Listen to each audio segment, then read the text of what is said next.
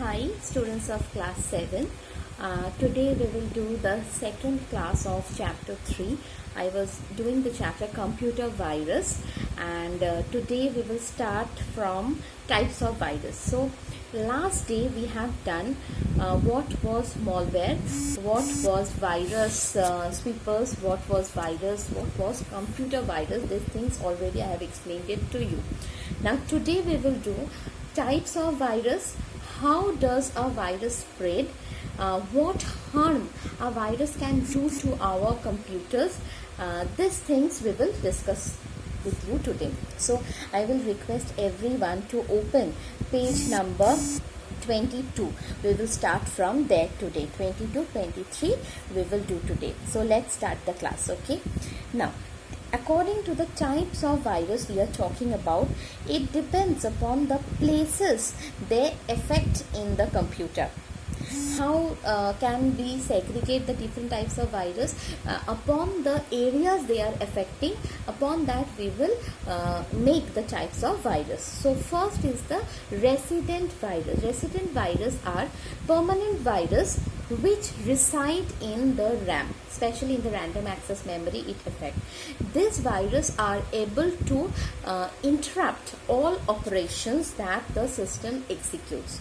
Any sort of operation, suppose we want to open a particular program, the virus will resist that. They will not allow you to open that particular program.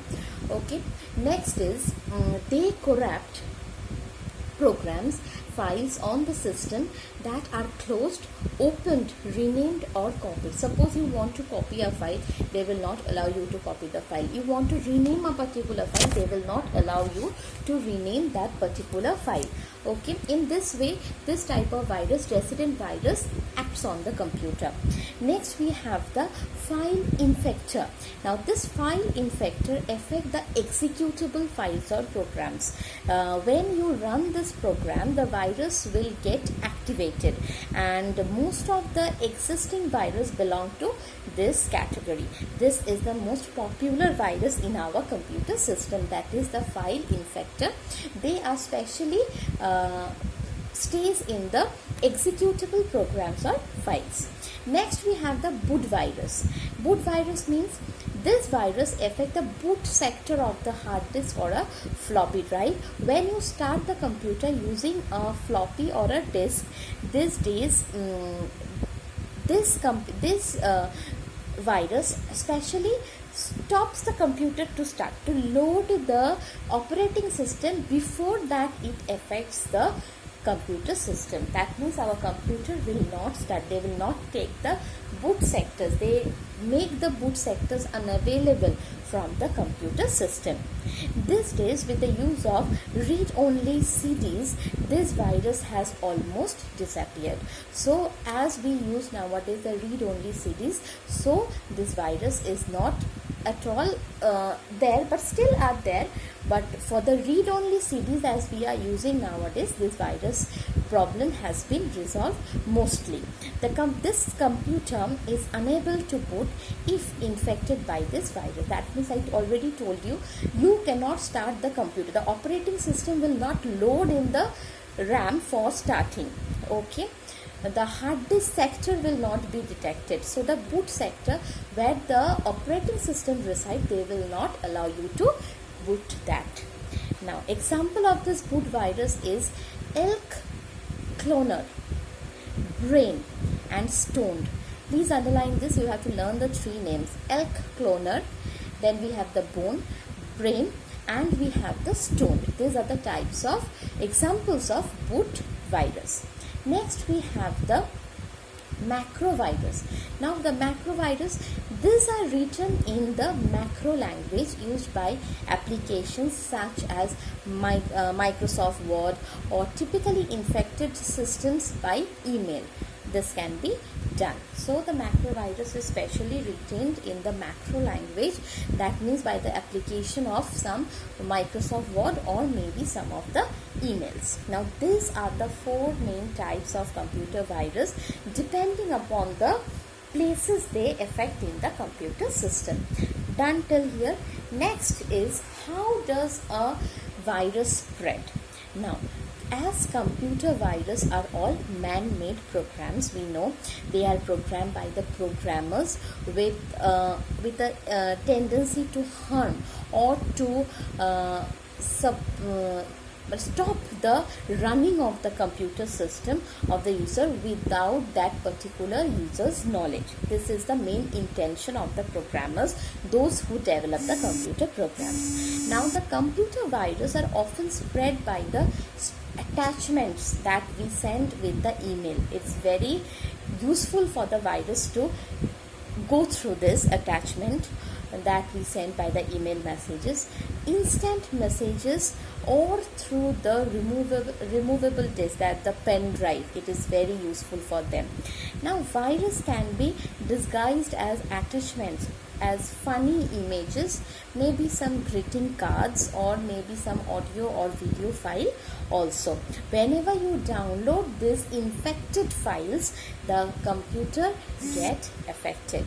Okay, so anything you do with the internet, please be very careful that whatever you are downloading it from a reliable site. Okay, due to excessive use of internet these days, it is very easy for the computer system to come under this virus attack, and this virus is active as long as the computer is on.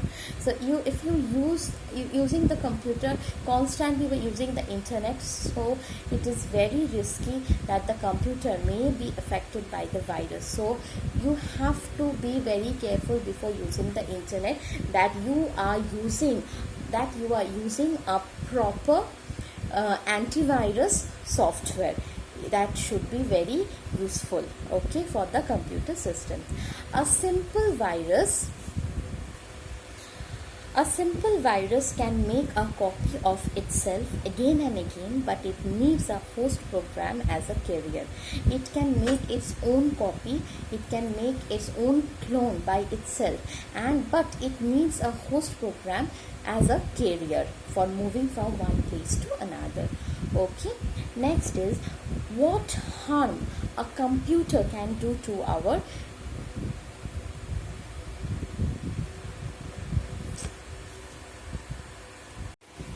Okay, now we will talk about what harm a virus can do to our computer.